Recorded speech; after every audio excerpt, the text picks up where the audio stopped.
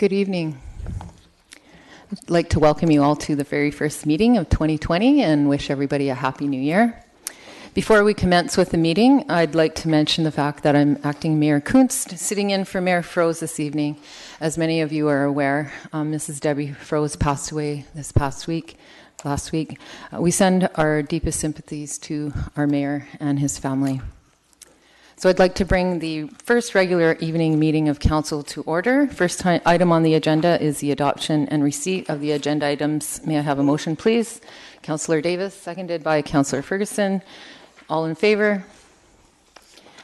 Next is a motion to adopt the minutes of December 16. Do I have a motion? Councillor Long, seconded by Councillor Whitmarsh. All in favor? All right, so we move on to delegations. So we have a couple delegations tonight. Our first delegation is Mr. Christopher Sine. Mr. Sine, if you could come to the podium.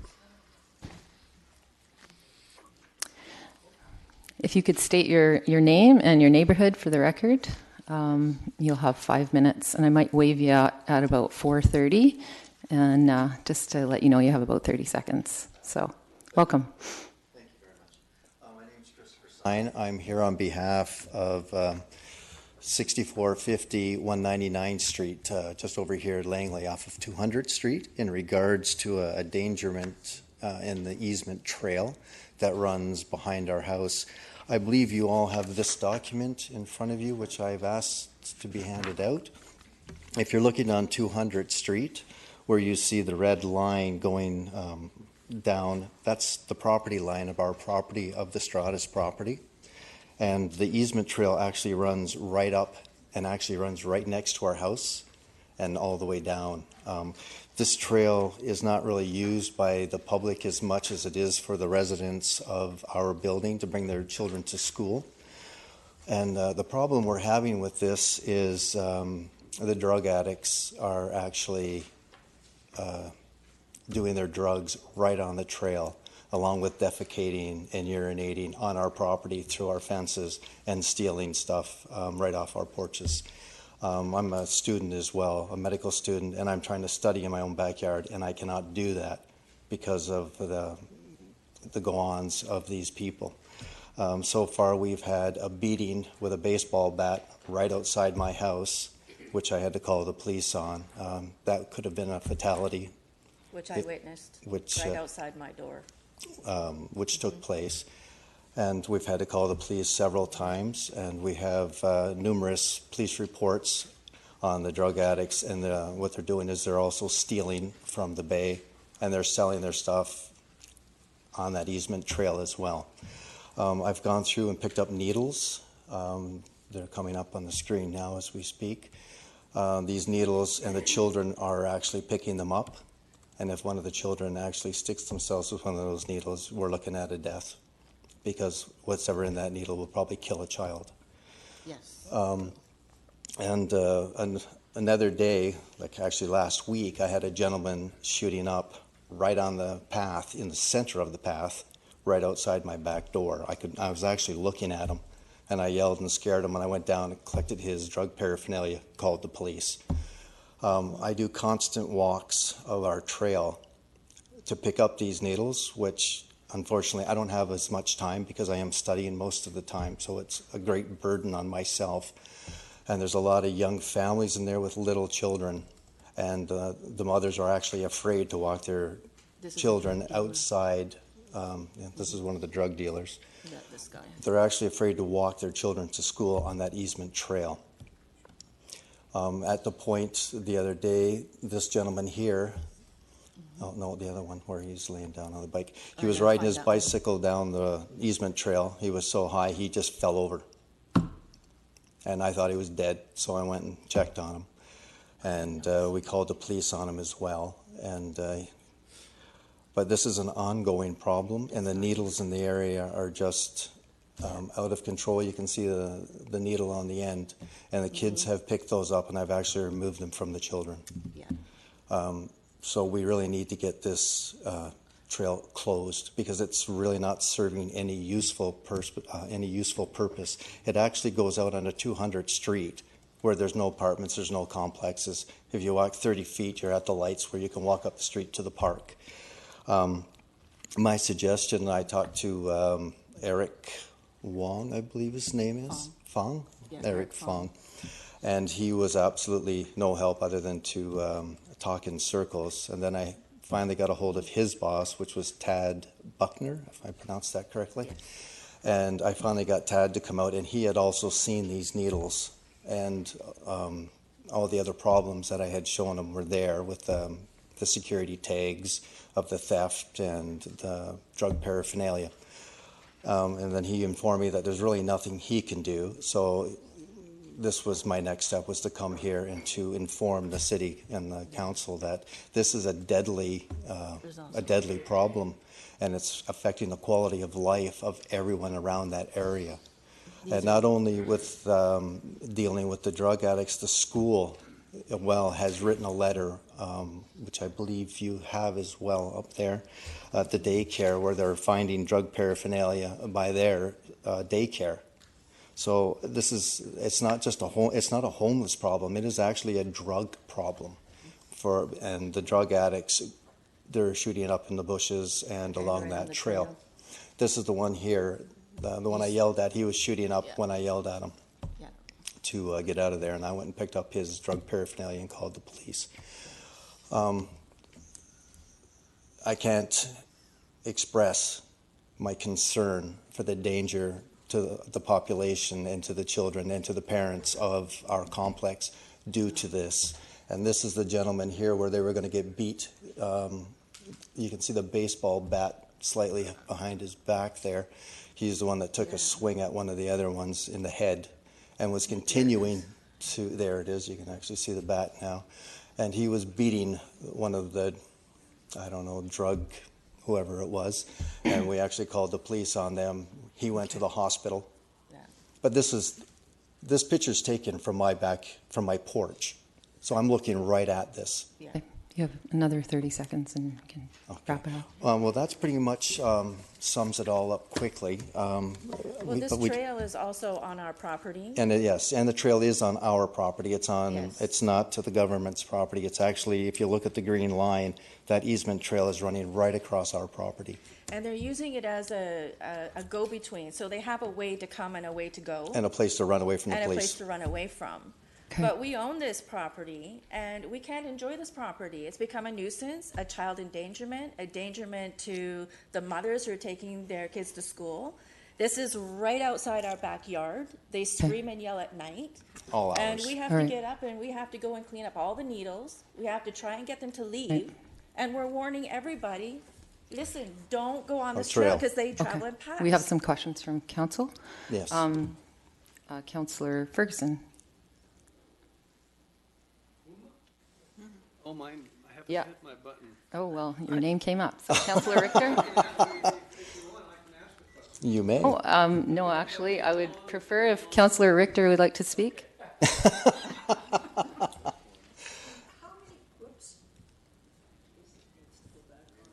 Oh, there it is.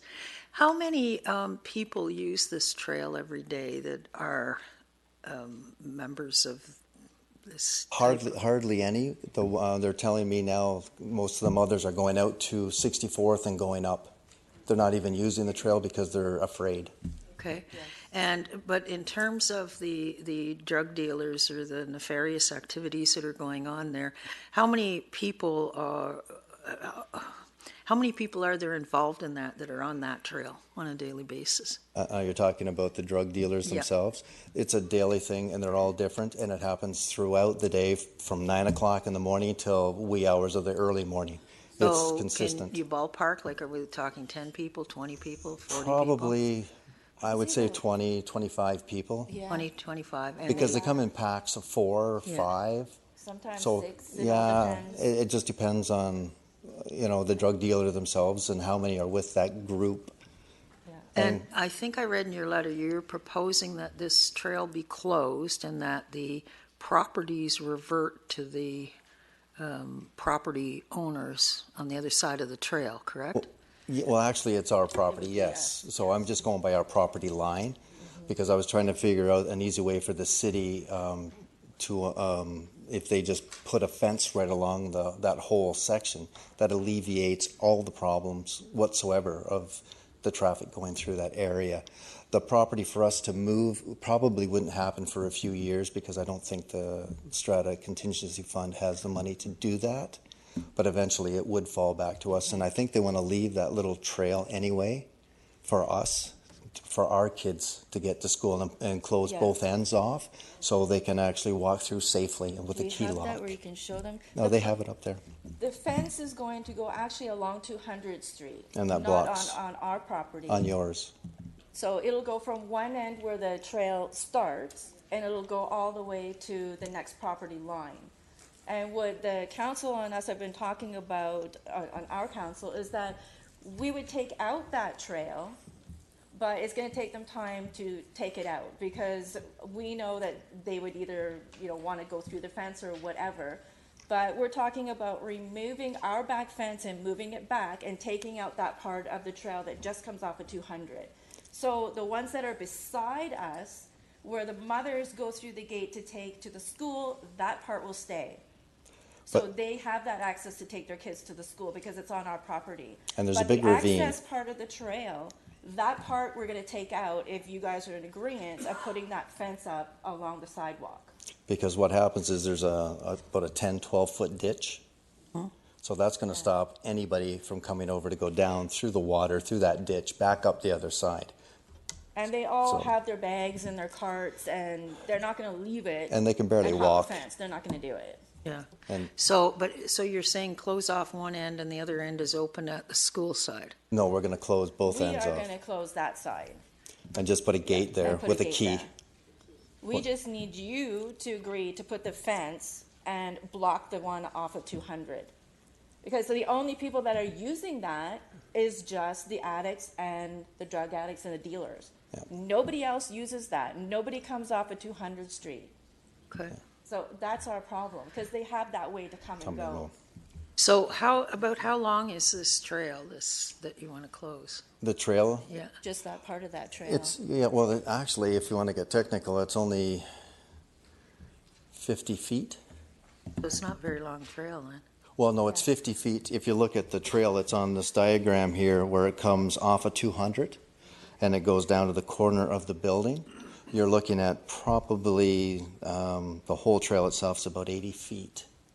But if you look there, there's that red line that you see on that piece. This is a fisheries waterway, and that's the 12-foot ravine.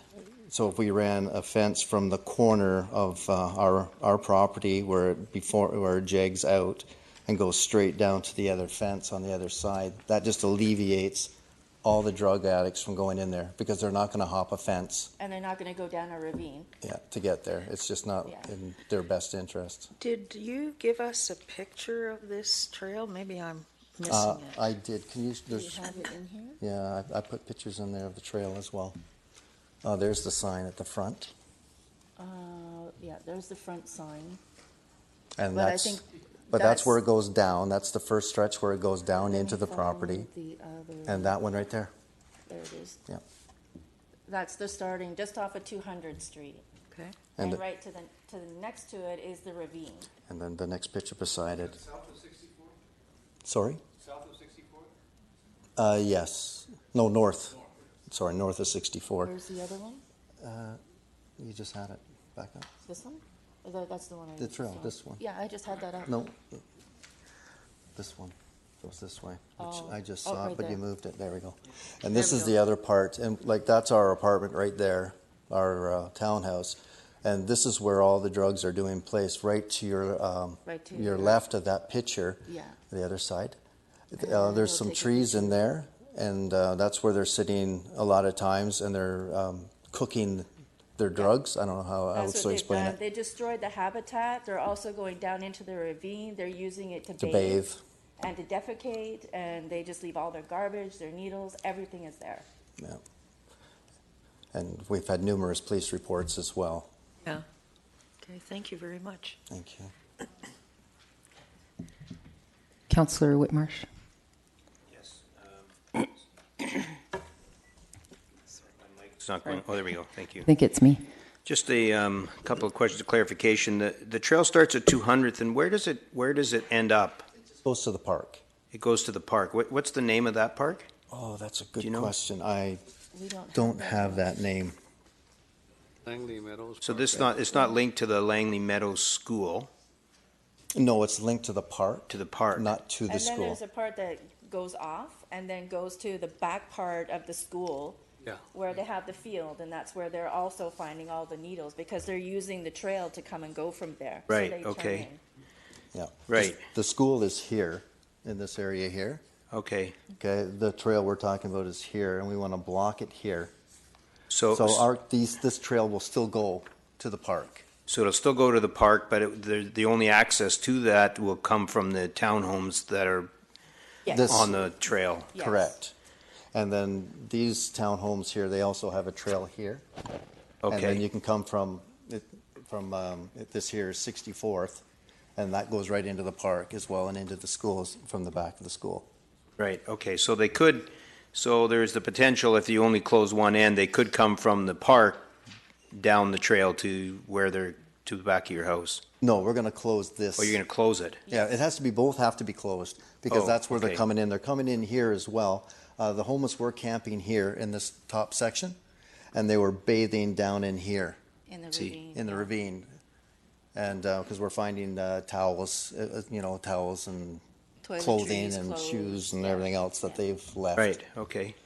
So, and just last question, did you say that the current trail is actually on your property? Yes, it is. There's our property line. Our property line runs here, and the trail is right here. It's on the other side of All the on our ravine. property, Yes. the whole trail. Okay, thank you. Councillor Ferguson, are you, okay. Hang on. Thank you very much for coming. Really appreciate it. And it's certainly a difficult challenge you've certainly got there. It is. It is. How long have you guys lived there, and how long has this problem been going on? Well, we've only lived there a little over a year, but this has been going on for 5 or 6 years. We called the police to find out all the reports of over the years, but because people don't know how to do it, they called a non-emergency line, which are never logged, and a police officer is never sent. So I had to explain to them the process of actually how to get the police there and to make sure it's documented with a file number. There's the pictures you have here are from different people. They're not all ours. We've gotten them from other. Other Usually, owners. if I may, when the police are informed or something criminal matter gets up the ladder, usually there's some local drug dealers or local guys that they have an eye on. They could maybe lay some charges. There there is. anything like that going on? Oh yes, there is. The same one we showed one officer. He says, "Yeah, I arrested him 3 days ago or something like that, 2 or 3 days ago." But they're out because they can't hold them. And the last thing is, have you talked to our staff I have. about the concern? And I they- certainly did. I started with Eric Fong. Okay, yeah, you said that. Now, did they come up with any solutions regarding, was this their idea of the fence or your idea of the fence? The first one, that was his. That was Tad Buckner. But he's supposed to get back to me, and he never did. And so I ended up talking to Bill Story, and told Bill Story what had happened. And he's apparently Tad Buckner was not very forthcoming.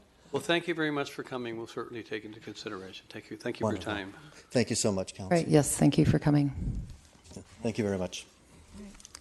Okay, so we have another delegation, Mr. Greg Sandowski, if you could come to the podium. If you could state your name and neighborhood for the record, and you also have 5 minutes. Hi, it's Greg Sadowski, and we're in the Milner Heights neighborhood. And I just want to get...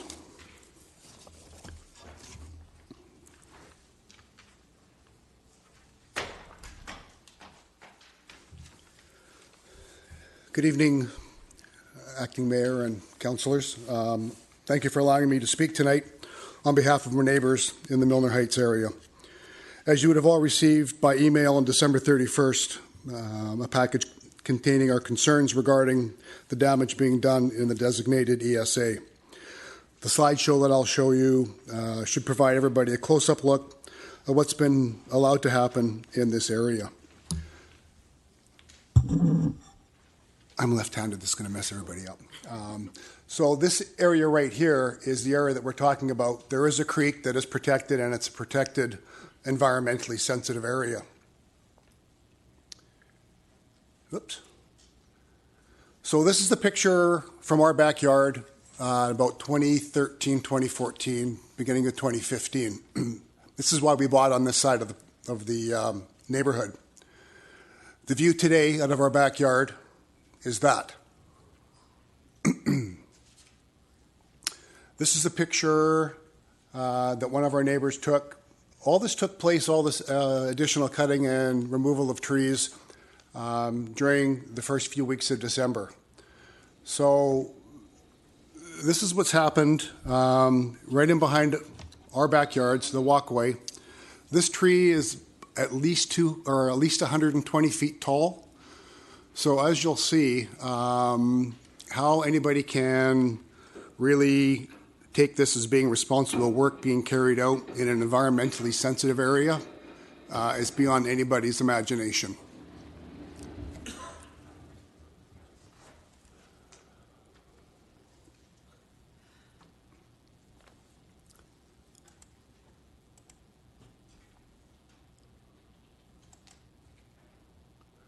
This is the view from the other side. So this is the homes, our homes. The tree came this way, obviously, and this is the damage that's been left. Down here, obviously, is the creek or the tributary that apparently was salmon spawning and should never have been disrupted. This is what has been left, the remains from the trees that they've fallen, along with that large one that fell. This is in behind Prestwick, which is on the east side of 210th. And again, one of the many signs that the township has put up warning everybody that it is such a sensitive environmental area. A lot of these trees did need to come down. These western red cedars should never have dropped the way they were. Again, the additional damage to live trees that were not in any danger, and the way they were taken down instead of being left with a 12 to 15 foot further use for birds and habitat. Again, the work that was being carried out, vehicles driving through, again, damaging further route for some of these healthy trees. This was the oil spill, diesel spill that was left. I came across this on a Saturday morning walking my dogs through the pathway. We then called both the city and provincial oil spill contact. One of our neighbors went down there with kitty litter and tried to absorb what they could before it soaked back into the ground. This is the two consultant reports. You probably might not be able to read it, but what it states is what didn't happen as far as with the trees being fallen. Especially the western red cedars. It specifically states in there that those trees should have been left for future use for trees and everything else. So that was it. So after viewing the slides here, I think everyone understands our continued frustration and ongoing failed actions, monitoring and inspection of the work that was being carried out in our neighborhood. Our response that was sent off to the management or the managers of the township, Raman Sefi, dated on January 10th, we received an email back from him stating that all of the guidelines, the provincial guidelines in regards to taking trees down in SPE areas were followed, and we found that to be extremely disappointing and a bit of an insult. I mean, the reason I'm here is the big question is why. I've got a snapshot very quickly of a timeline. Sorry, your 5 minutes is almost up, so if you could just wrap it up. Thank you. A timeline dated back to June 30th, 2015, when we had Vesta actually attend a meeting at our house because of the pathway that was put through, the amount of trees that were damaged. That was back in 2015. We've got probably 12 to 15 emails bouncing back and forth from management of the township that looked after all of the green space areas, continued. It was going to be done in 2017. 3 emails saying that, yes, they were trying to get Vesta to stay on top of things. They were continually back and forth of who was going to continue. The township wouldn't take it over until Vesta signed off. Vesta was nowhere near completing the work that would have been done. The last one that I wanted just to read came from the Green Infrastructure Service Manager, Development Services. To say this was dated on the October 3rd, 2019. To say I was extremely disappointed in the efforts of the developer to get this work done in acceptable level after so many years and so many meetings with them to stress the importance of doing the work as being polite. It appears that the expectation based on the accepted plans differ between Vesta and the township. The only update I can provide is we will be continuing our efforts to get Vesta to perform the necessary work and the ecological trail acceptable standard. The township can then take it over. And this is the same comments we get from the township saying that they're on top of things, they will look after things, and All right. 5 years. Okay, thank you for your presentation. And I don't know if I have any questions. I do, from Councillor Arneson. Yes, thank you. Microphone. Hi, thank you very much for coming. And I do appreciate the fact that the stewardship group and the neighbors have been involved, obviously, through the documents for a long time in this activity in the area, and I'm sure you're extremely frustrated. I get the sense that you're very knowledgeable about what's going on site, and you've made active inquiries to try and figure out how it can be achieved so that the best result, I mean, I guess the ecological pathway must seem rather ironic to you, calling something that when you see what you perceive to be this destruction. I'm just curious, in addition to the Township of Langley, and I know that they have qualified professionals and there's standards and bonds and different things, but in terms of looking at now what's happened there in terms of mitigation, I'm wondering if you reached out at all to the province or the DFO because of the creek that's there? Yes, they've been both notified as of the last 2 months when all of this started taking place, and they were not aware of any work that was being done back there, especially DFO and especially the provincial division of that. So that's ongoing right now. Okay, because I'm getting the sense, and from reading the correspondence, that there is some very specific criteria that you've highlighted that you wish now to be remediated in that regard. So perhaps there is something that can be recommended by them. I'm not trying to supersede their qualified professionals or the Township of Langley, but just having another set of eyes there to look at the situation, because that in effect is their jurisdiction, and it can be challenging sometimes when there's different elements going on. And I understand that one has to take care of problem trees or dangerous trees, all those kinds of things. But obviously from some of the pictures, it seems that there were challenges on the site for those who were doing the work, particularly having to do with the root compaction and things like that. And as you're referencing, there could have been some of these trees left potentially for habitat, etc. So I'm hoping that some of those things can continue to be discussed, because obviously now that we have this situation, we have to try and work to resolve that. This dates back to 2015 when we had that meeting with Vesta in our home, that because of the pathway that was put through, the neighborhood was in arms, that Vesta had promised additional trees and upwards of like 100 trees put in specific areas between our backyard and where the walkway was, all that green space that we lost.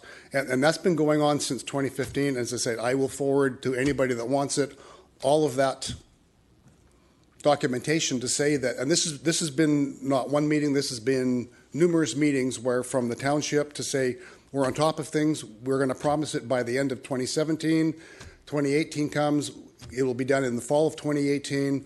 There was diagrams, there were trees marked to get all this stuff, and then we come in December of 2019 and they drop another 60 trees carelessly, causing damage that we'll never get back. I mean, the trees they've dropped down in areas that were nowhere near the walkway. There was no danger to the public. Yes, there are trees that had to come down. No problem with that. But the way they were done, to drop that 120-foot tree. And as homeowners, we weren't aware of that. Now, again, the trees fell the right way. Had the trees fallen the other way, we would have been talking about some other things. So all we want is we'd like a meeting. We'd like to get some dates set. We'd like to get some concrete plans put in place. As I say, all these emails that I have that show dates that were never, ever abided by, coming from the township, and I'm not holding Vesta responsible for anything that they promised, and to say, well, we're hanging on to their contingency, which I was told is not a concern of Vesta whatsoever. They could care less about the few dollars they're being held. You know, we've just seen way too much of this, and we haven't had any concrete answers except for a lot of emails, hoping, I think, that we're going to go away and not follow up with what we were told, would happen. Thank you very much for coming. I appreciate it. So I don't see any more questions. So thank you very much for coming, and thank you. We'll move on. All right, so moving on to bylaws for first and second reading. We have F1, 0203067, Official Community Plan Amendment and Rezoning Application Number 100171, Development Permit Application Number 101022, Bylaw Number 5547, Bylaw Number 5548, and Bylaw Number 5549. Can I have a motion, please? Councillor Whitmarsh, Councillor Davis, any discussion? Seeing none, call the question. Oh, hang on. Okay, so F1, all right.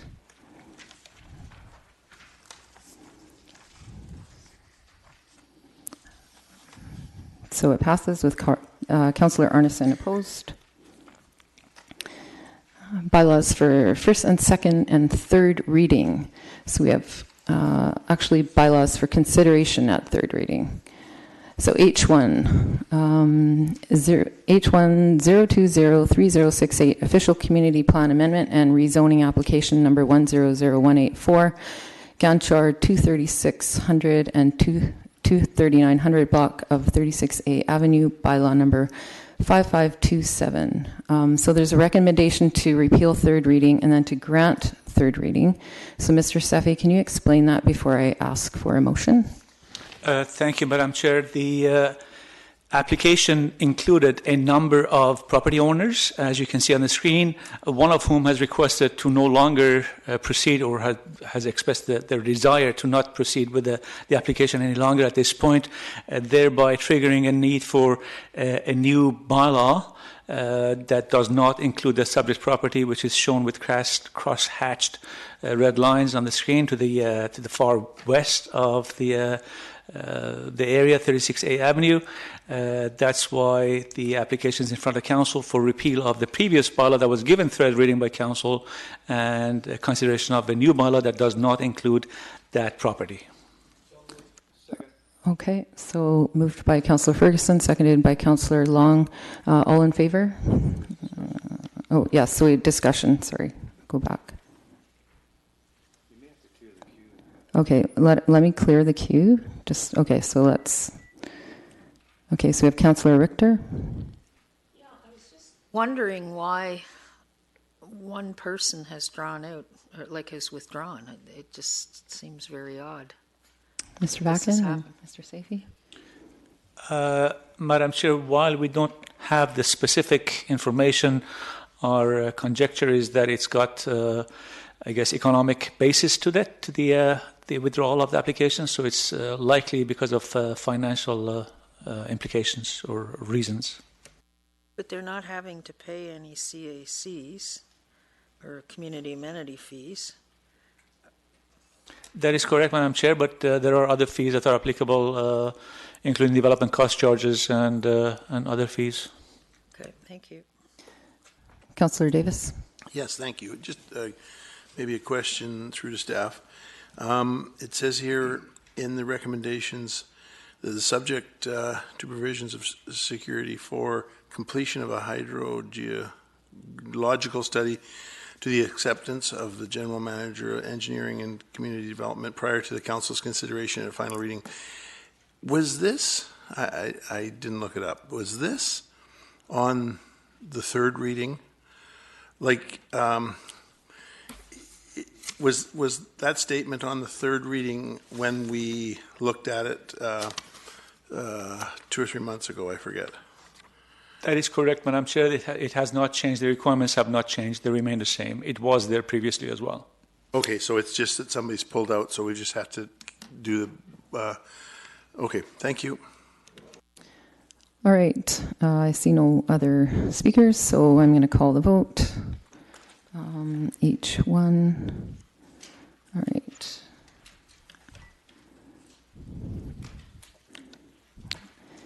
So it passes with no one opposed. All right, moving on to bylaws for final adoption.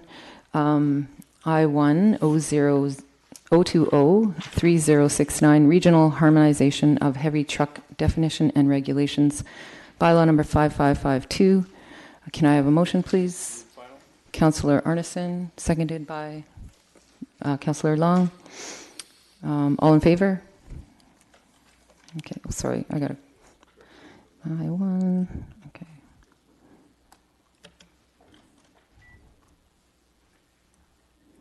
All in favor?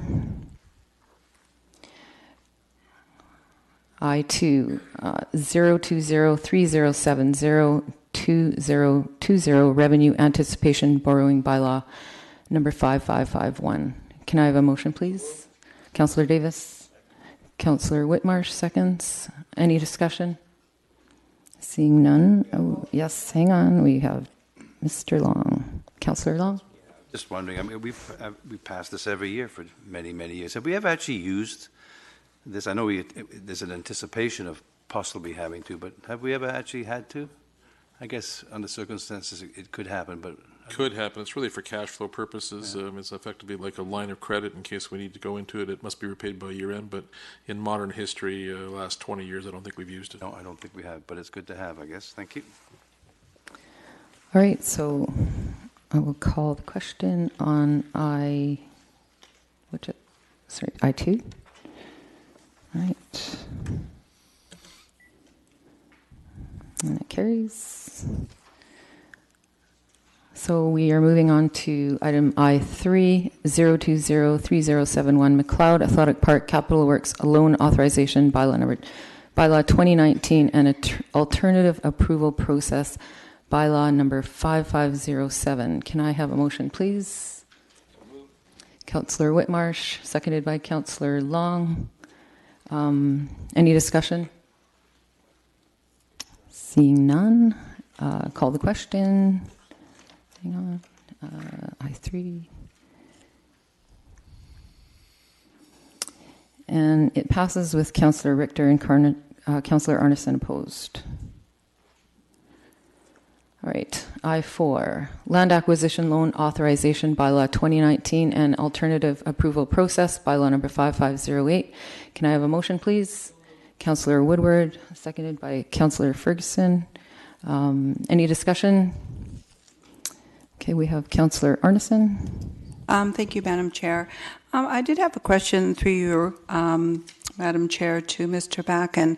So I'm wondering about this process and whether or not there's any time sensitivity that's involved. So now that we've gone through the preliminary process of getting the approval from the electorate, then I'm wondering at what point do we find it necessary to hasten this process preceding the 2020 budget discussions, which are just around the corner? Mr. Backen. It depends on the underlying contracts for each of the individual land matters that are subject to the borrowing. Most of these, I think, were contemplated, I guess, earlier last year or middle of last year. So these are really part of the previous year's envelope, not part of the 2020 envelope. The time frame would likely be from passage of this within 60 days, give or take, maybe perhaps sooner, to go through the process to procure the funds and distribute the funds so we could take title to the lands. So there is, I guess, some time sensitivity, but I wouldn't call it urgency as the matter progresses. Thank you. So, not seeing any other questions, I'm going to call the vote.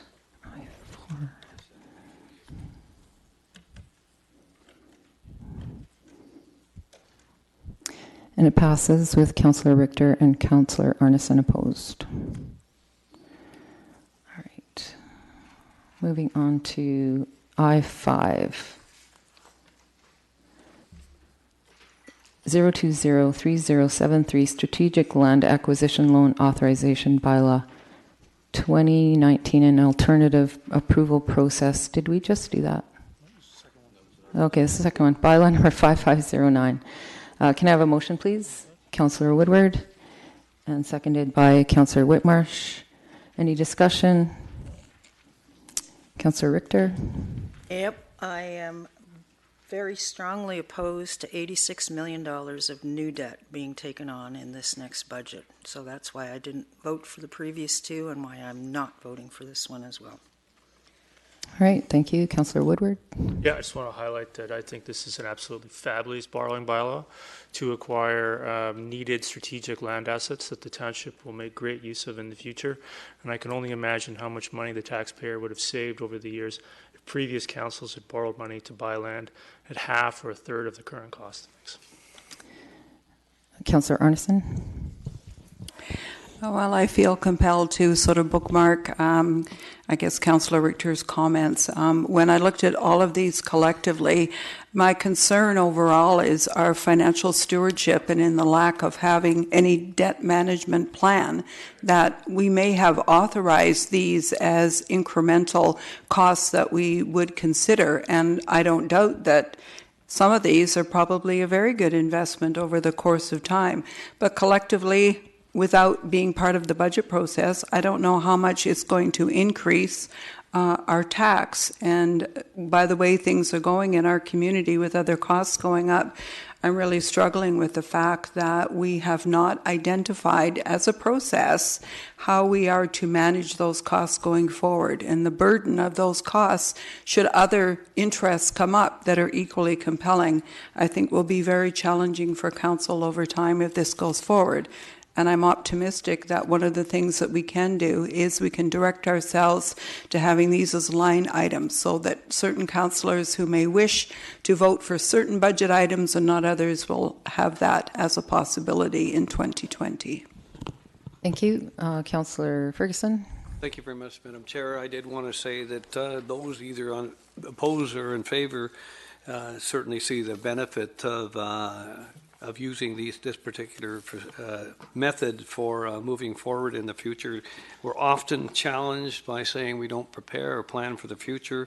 This is certainly a step in that direction. The checks and balances do come at the budget time and come for the time to make the next steps towards progressing accordingly.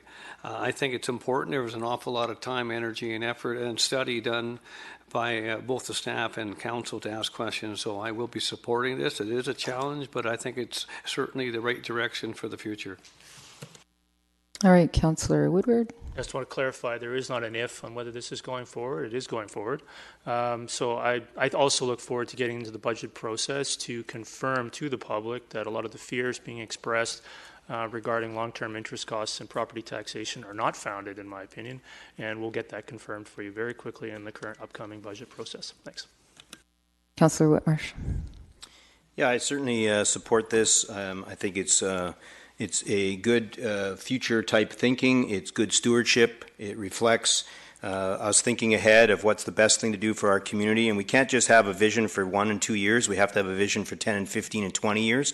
And that's what this is. This is a 20-year vision looking forward to Langley and seeing the benefits for Langley in the future. So I strongly support this. Thank you. Councillor Long.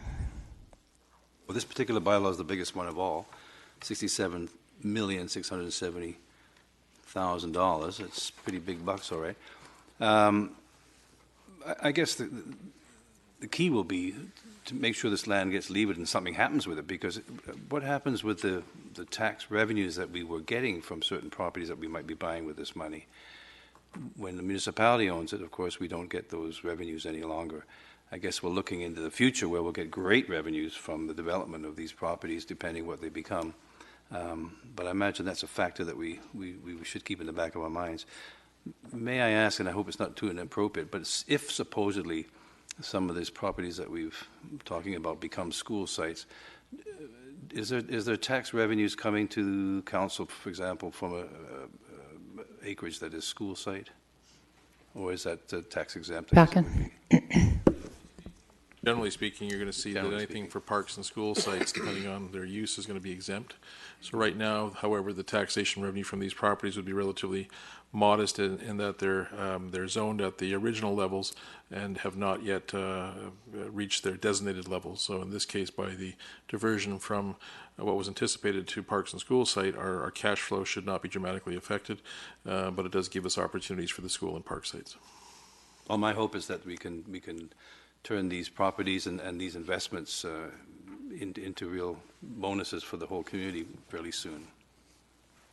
Thank you. Thank you. Councillor Davis? Thank you. It is an awful lot of money, but again, it was mentioned that we're buying these pieces of property so that we can use them for the Township of Langley's people, residents, and maybe we should have bought them a while ago, but times change. But I sure don't want to have to buy them in 10 more years, and they may not be available for parks and schools and roads where we actually need them. So this is where we foresee where we're going to be using them. So that's why I'm going to support this. Over. Thank you. Councillor Richter? It's not Township's job to buy land for the school board. Never has been, never should be. All right, seeing no further discussion, I'm going to call the question. One sec. I6.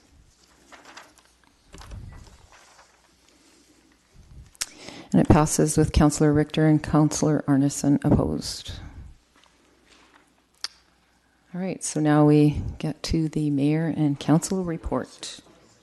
Oh, did I not do 6? Oh, right, okay.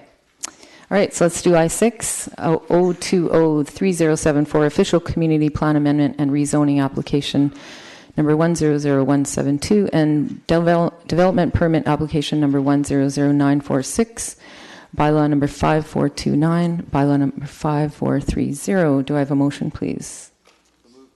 Councillor Long. Final. What's that? Final adoption. I have a second. Okay, thank you, Councillor Whitmarsh. Any discussion? Seeing none, I'll call the question.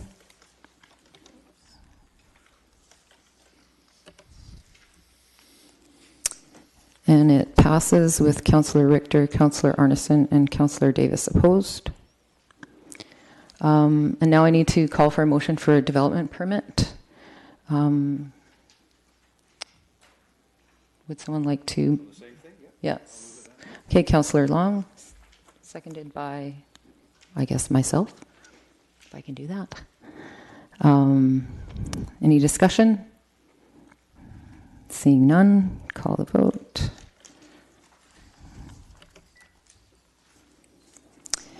And it passes with Councillor Richter, Councillor Arneson, and Councillor Davis opposed.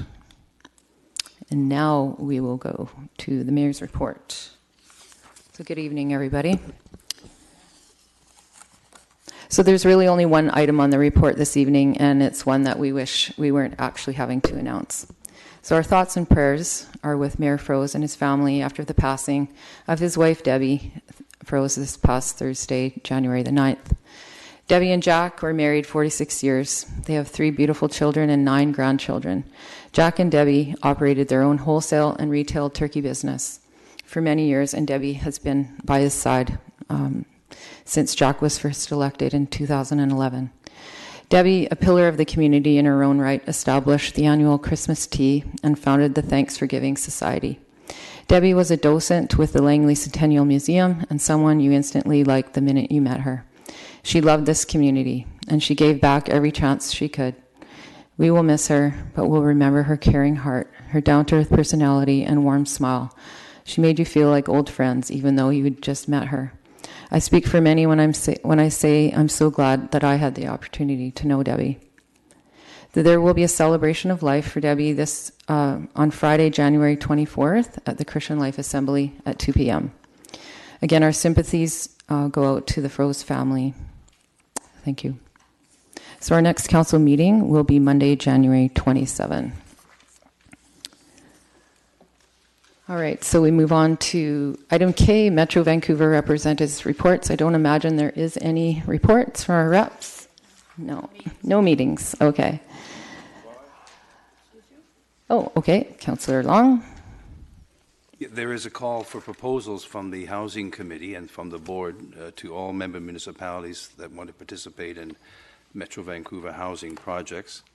So I'm sure Council's heard of that, and we will be getting a formal invitation to submit proposals. But of course, the proposals will include that the member municipality that wants to partner with Metro Vancouver Housing Corporation have to provide the land.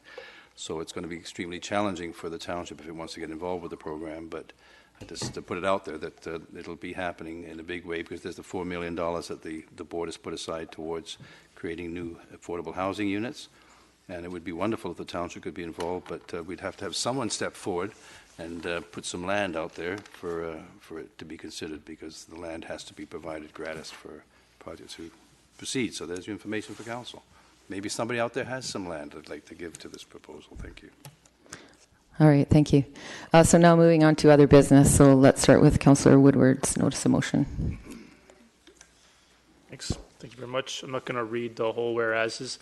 I think everybody can read those. Therefore, be it resolved that staff be directed to present to council as part of the 2020 budget process for its further consideration an explanation and review of the amendments to the Willoughby Arterial Road Completion Amenity Policy that was proposed and defeated at the December 2nd, 2019 regular evening meeting of council. I so move. So I'm going to, if I may, Madam Chair, carry on. I will speak to that briefly. Just if I may, Ms. Bauer, if you can bring up that slide for me. So this is a slide that was given to me and presented to me as part of my council orientation package a few days, maybe a week or two after the election. And I highlighted the two main portions there for everyone, including council, that this has been going on not just for a year in the case of this particular proposal, but for many years, searching for a solution from the previous council and now onto this one. That in 2015, the land cost problem that we're trying to address, separate from the DCC program, was $16 million problem for 208th Street. Now, again, in 2018, more updates were received. Of course, we're very good at getting staff reports. The latest staff report in 2018 was now a land cost of $46 million. So inaction and doing nothing increased the cost of the problem by $30 million just for a relatively small portion. And here we are again 2 years later, again to a situation where the only proposal that's been presented has so far been decided not to be proceeded with. And I'll note again for everybody that we seem to be looking at this problem in 2015 to 2018, if you'll notice, right after elections and right before elections. So for me, again, a sincere effort to try to solve the problem and present the only solution that's actually being presented, which will solve the land acquisition problem in Willoughby in regards to widen some of these critical portions of arterial roads and making some minor adjustments to not change the existing economics of development in this area to function similar to a latecomer program that doesn't expire. Very simplistic way of noting it. But so rather than just voting it down and accepting that, I thought I'd give it one last college try to see if council would be interested in getting a presentation and an understanding of each of the amendments that I proposed to the program that were based on industry and public input to address key concerns of UDI and other developers, and a number of reasonable developers that also want this problem solved. And how do you address it? By not substantially changing the economics of development in Willoughby when it's upwards of half developed and almost up to 60% in stream. And those were the attempts. The attempt that I made at the December 2nd meeting was to make some of those adjustments to that originally proposed policy. A lot of people ask me, what's it like being on council after a year? And I must admit, this has been the more frustrating element. So I'm trying to contain that frustration and present solutions to council to, again, not assume, but find out for sure that this policy is not something we're going to consider any further. And I think this is the last motion to attempt that, to get a presentation from staff, to review the amendments to the policy that were voted down, to ensure that it's comprehensively understood and recognized before officially doing so. So I structured this motion so it couldn't be ruled out of order. It's a moving forward motion to, again, review the amendments that are already defeated to see if we want to potentially reconsider them in the future. And the answer on this one is a Winston Churchill quote that what is success, and being a success on council is moving from failure to failure with no loss of enthusiasm. So I will continue to not lose enthusiasm for trying to get my council colleagues to solve this problem. Thank you. Okay, so we do have one person on the speakers list, Councillor Arneson. Well, thank you, Madam Chair, and thank you, Councillor Woodward. I sense your frustration, and I can't say that I could possibly feel the same, because in the sense that you have really done the lion's work in terms of putting this forward, and for that I sincerely appreciate your efforts, and also to the fact of, you know, failure after failure, and doing it with enthusiasm. I can really relate to that. It sounds like much of my life activities. And so I look at this and say, I'm really actually quite relieved that it's being brought forward, because I felt at the last opportunity that council was on the precipice of considering this, but couldn't quite take the next step. So I'm hoping that with an opportunity to hear from staff, we can talk about it further. We can talk about it with respect to the actual number crunching, which would be most helpful. I just want to put a bit of my own perspective on this, is because I have been asked by others and have come forward in the past of saying that I do believe that the 208 Street roadway network should be completed. And obviously 208 Street is not the problem in and of itself. It's the whole network of streets that are involved currently in Willoughby, and then prospectively now in Brookswood Fernridge as a result of new development that will take place there. My own perspective, which I've always stated, is that this should be in some manner a multi-pronged approach. And so I look at the war cap as an opportunity to create a funding stream that could be added to by other policies. And I may be late to the game in terms of how long it's taken me to process this and consider what opportunities might be complementary actually to the war cap. But I have done some considerable work myself in areas that have not been made public, and largely for the reason, I would say, is because I didn't want to interfere with an ongoing process. I felt it wasn't really fair not to give WarCap a chance to see what that would look like from Council's perspective. And it's very likely that if it had been endorsed and we were moving forward as we speak today, I likely would not have looked into any other options. But having said that, I have looked into other options, and there are a number of them. It's probably not helpful at this point to delve into too many of them, but other communities who face similar problems have developed other strategies in order to acquire the rights of ways, in order to create property tax levies, which they did in Surrey until recently when they diverted money for their new police force, as well as other approaches to help make growth pay for itself. So in principle, I would say that I'm glad that this is coming forward. I never did feel at the last meeting when we didn't move forward that it should be the end of the conversation. So I think it's the beginning of a more in-depth discussion. And so I will be supporting this today because I do think it's important. And if there's one thing I know that we should not do as politicians, and why people get jaded, is to say things in a very disingenuous way if we have no intention to move forward. And I don't want to be accounted amongst those individuals. So I do want to move forward with this, but I want to do it in a way that I think makes sense, is reflective of growth paying for itself, and to curtail in whatever way we can the aspect of borrowing so that we can assure the taxpayers of today and tomorrow that we are being prudent with the management of those necessary funds, because roadway infrastructure is critical to the township's growth. All right, thank you. We have Councillor Davis. Yes, thank you. Just because it's the only proposal doesn't mean it's the right one. And be positive. Glover Road, Fraser Highway, the bypass, in Langley we have traffic problems.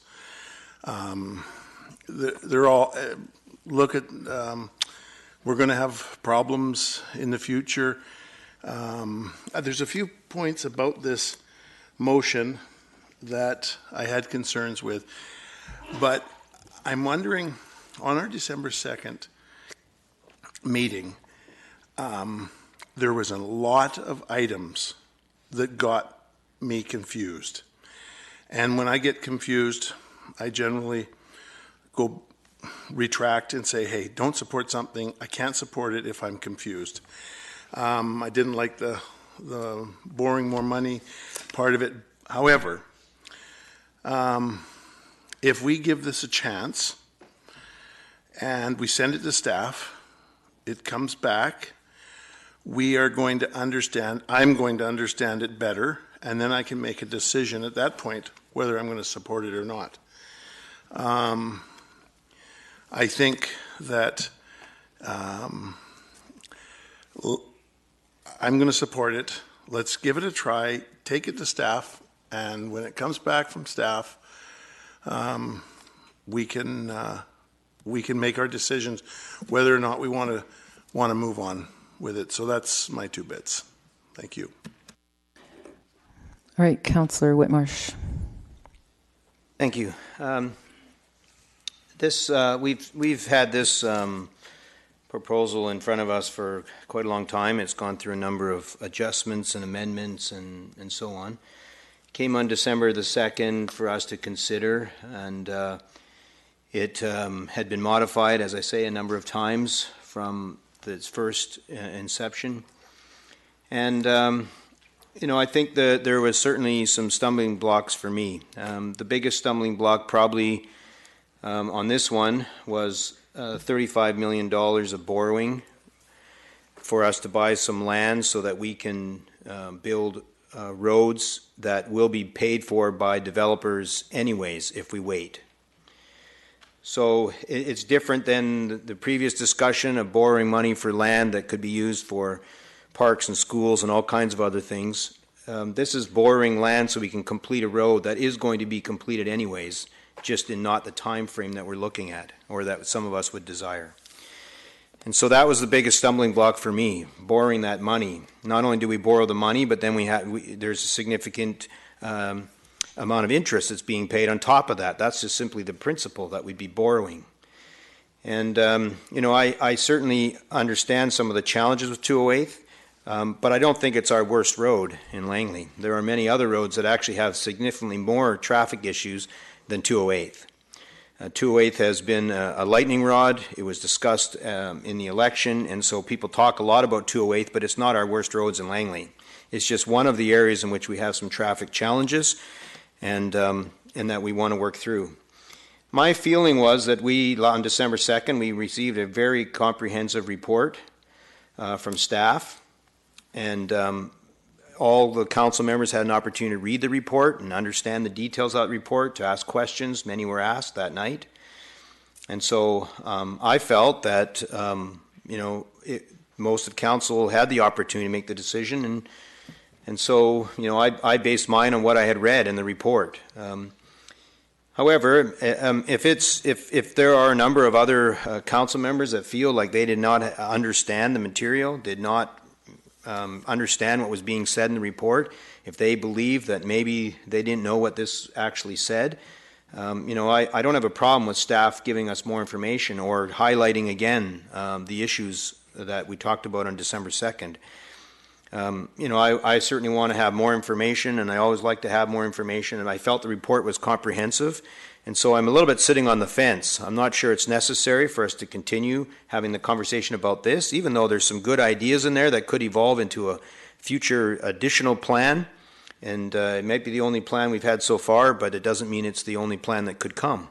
So, I think it's good thinking, and there's lots of dialogue to still come. So if a presentation helps, I guess I'm open to it. I just don't think it's absolutely necessary, but I certainly wouldn't vote against the rest of council if they felt they wanted to hear the report being spoken to us once again. All right, thank you. Councillor Ferguson. Thank you, Madam Chair. And certainly I'm not confused as folks were this afternoon, maybe it's the afternoon blues or something. In this motion, similar to one that's presented this afternoon, there's a reference to a 2020 budget, and there's also a reference to Willoughby arterial roads. There's some word changes and not a date given as far as what was done in previous council meetings. Also, the word WARCOP, the Willoughby Arterial Road Completion Amenity Program policy, was considered in a report. I'm thick-skinned enough to understand that we have to move forward, and that was my intention earlier on. A lot of the people were confused that we have a budget in the township, and we also have roads. It's not just 208 Street; it's other surrounding roads as well within the Willowbrook area.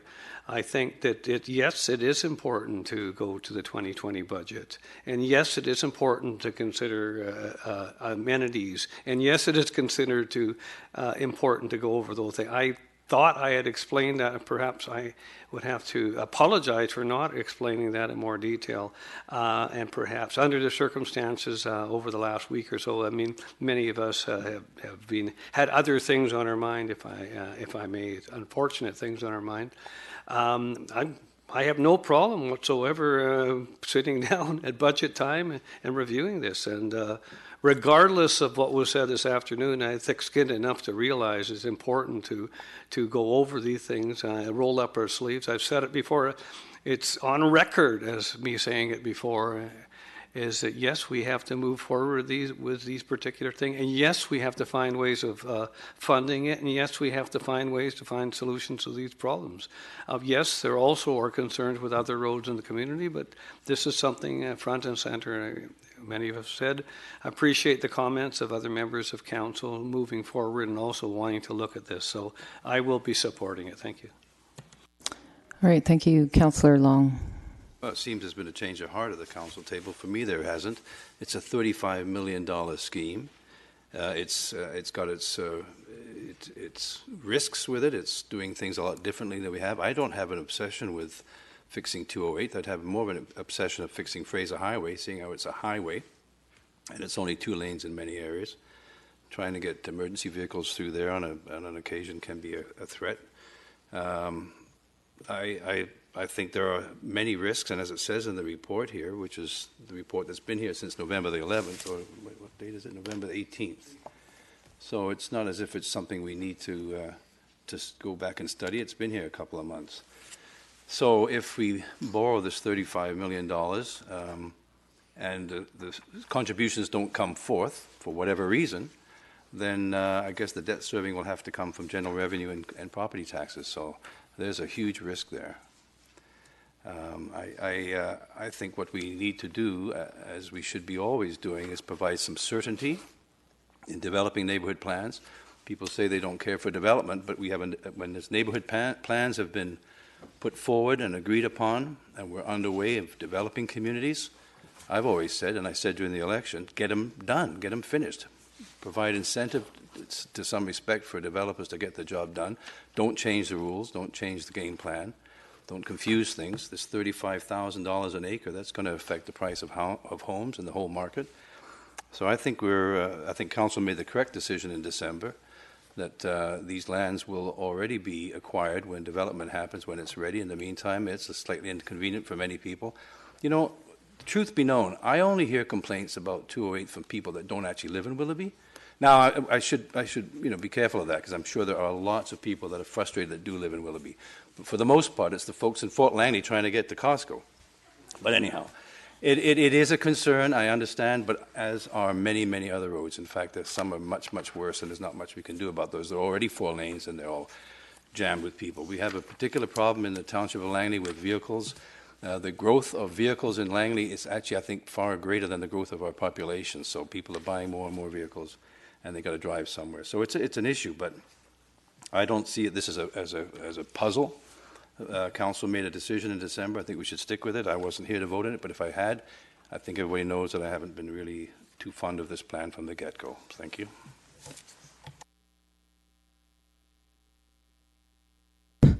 Councillor Woodward.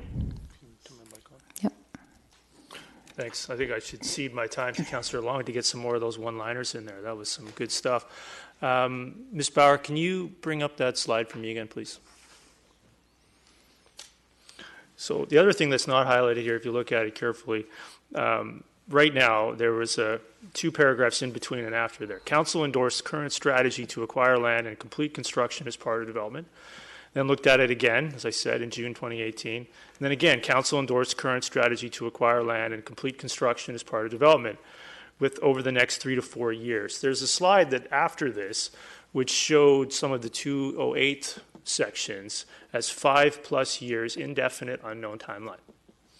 And so I kind of giggled when this was labeled a strategy in terms of completing these arterial roads. And I think I just look at it differently than some of the council colleagues, that it's not acceptable to me that we have 30,000 residents and we don't have sidewalks and proper roads for kids to get to school. I don't find this to be an acceptable situation. It's not analogous to some previous development trends in the township where we've put 30,000 people into a developing area, have another 50,000 to go, and we're not going to finish these roads with some concern that development's not going to be there. And it's just simply, to me, not an acceptable situation. It has to be addressed. Not politics. It's just basic requirements of a livable, functioning community. And my frustration regarding this, we keep hearing these comments that I have to, again, I feel like I have been compelled to correct them, regarding borrowing. Within the current proposed amenity program, there's not one mention of borrowing money. There is a mention of a program that could potentially accumulate money and a cash flow stream to service debt. Or you actually have a path to finish these roads, even if it's not this term. We're on a path to finish them with a program in place to accumulate funds to potentially complete these roads, even if we didn't do it this term. Nothing has been decided about borrowing money, yet we keep hearing about, well, I don't want to borrow money. It's not borrowing money. This program is not borrowing money. This program is addressing the land cost issue related to the widening of arterial roads. That is not information. That is not factual information that you're receiving. The other thing that frustrates me is, as I vote too, I'm a voter, I'm a resident as well.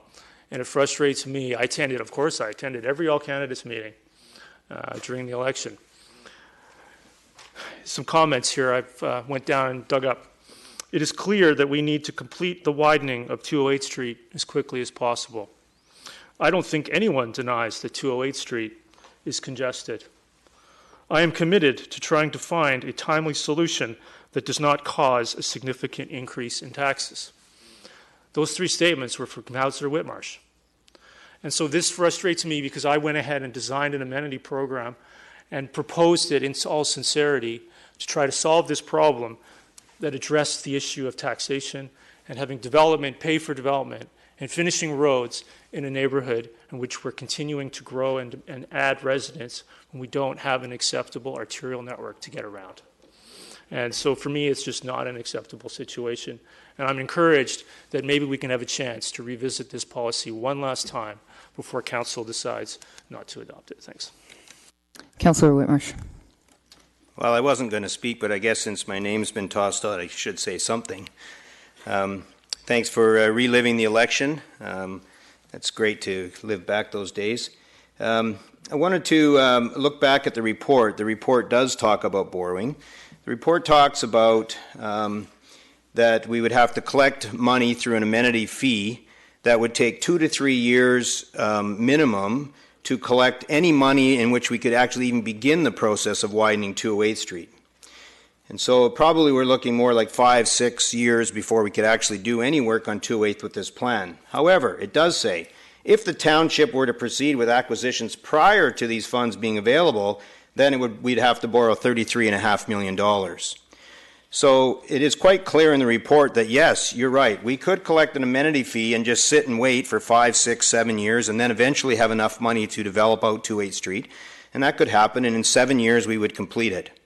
However, if we want to get at it quickly, which seems to be the desire of the mover of this motion, is that it does actually say in the report of a $33.5 million borrowing, which we would have to borrow and then recover over time through the collected fees, based on a plan that might or might not happen with development as quickly as we would like. So there are lots of concerns, there are lots of what ifs in this plan as written according to the plan. So if there's new information that would be helpful from staff, then sure, great, let's have a report. If it's staff repeating what they've already told us in the report, I'm not sure it's necessary unless other members of council are confused as to what that report actually says. I'm not confused with what the report says. It does make it very clear that if it's going to happen in a timely fashion, it requires the borrowing of $33.5 million, and that I'm not supportive of. But I am supportive if we need to have another report just to get more clarification. I'm willing to do that. All right. So with that, I am going to call the question. Sorry.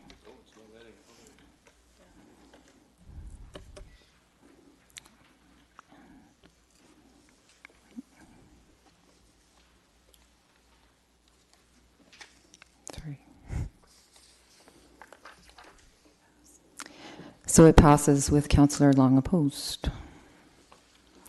So with that, is there any other business? Oh, Councillor Richter.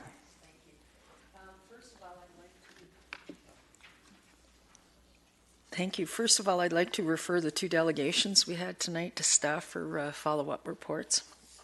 Is there a seconder for that? Second that. Okay. Any other business? Okay, we have to vote on. Oh, sorry. Yeah. And okay. I have a notice. So all in favor? All right. And I also have a notice of motion concerning appropriate secondary suite size to meet a broader range of housing needs. So I'll just put that in as a notice for the next meeting. Next meeting? Okay. We talked about that Yes. kind of at the end of the afternoon meeting. All right. Sounds good. Any other business?